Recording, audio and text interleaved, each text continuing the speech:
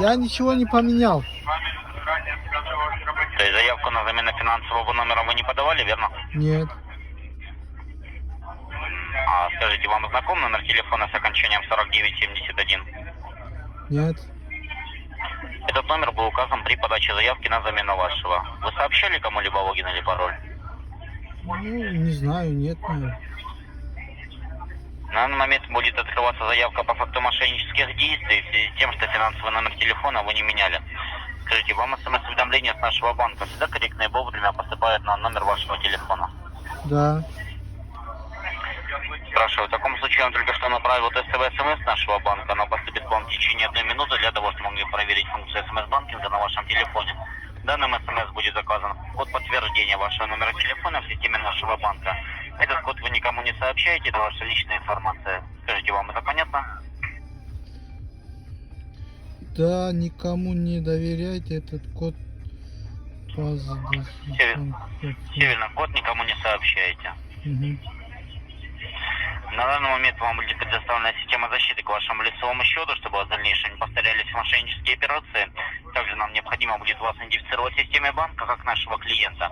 Для подтверждения вашей личности предоставьте на ваш выбор или номер договора на банковское обслуживание, или номер пластикового продукта. Заранее вас проинформирую, что трехзначный код на обороте вашей карты, срок действия и пин-код вы никогда никому ни в коем случае не сообщайте. Это ваша личная конфиденциальная информация, которую должны знать только вы.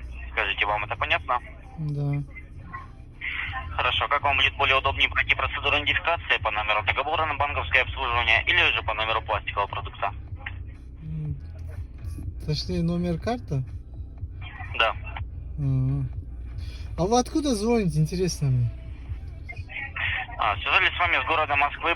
Мы находимся по единому адресу. Это улица Мясницкая, 35, главное управление. Юридический адрес нашего офиса.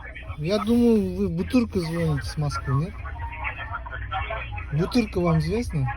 Матросский, Тишина, дом. О, Абдулла. Что, простите? Матросский, Тишина вам о чем говорить это? Матросский, Тишина, адрес. Вы о чем вообще?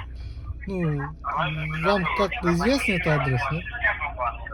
О, Абдулла. Вы о чем сейчас ведете разговор? Не, я просто спрашиваю, вот этот Матросский, Тишина, там говорит о чем-нибудь вам, нет? Нет. Мне кажется, вы оттуда звоните. Или мне кажется? С Матросской Тишины? Да. А что такое? Ну, не знаю, мне кажется, вы оттуда звоните. Нет, мы находимся в городе Москва, по улице Мясницкая, 35. Можете посмотреть в интернете, это юридический адрес нашего офиса. Ну, хотелось бы верить, мне кажется, вы с Матросской Тишины звоните. Там обычно зеки сидят. Зэки сидят? Да. И друг другу... Причем заключенные к сотруднику? И друг другу палку кидают зеки. Абдулла. Как взаимосвязаны сотрудники банка и заключенные? Ну, вы не оттуда звоните, нет?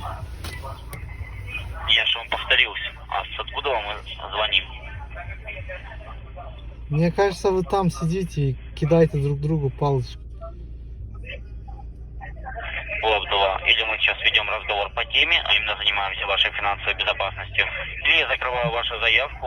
В таком случае ваш личный кабинет будет заблокирован на 21 рабочий банковский день, карта будет направлена на перевыпуск, также на 3 недели. А у меня с ВТБ никакого карточка нет.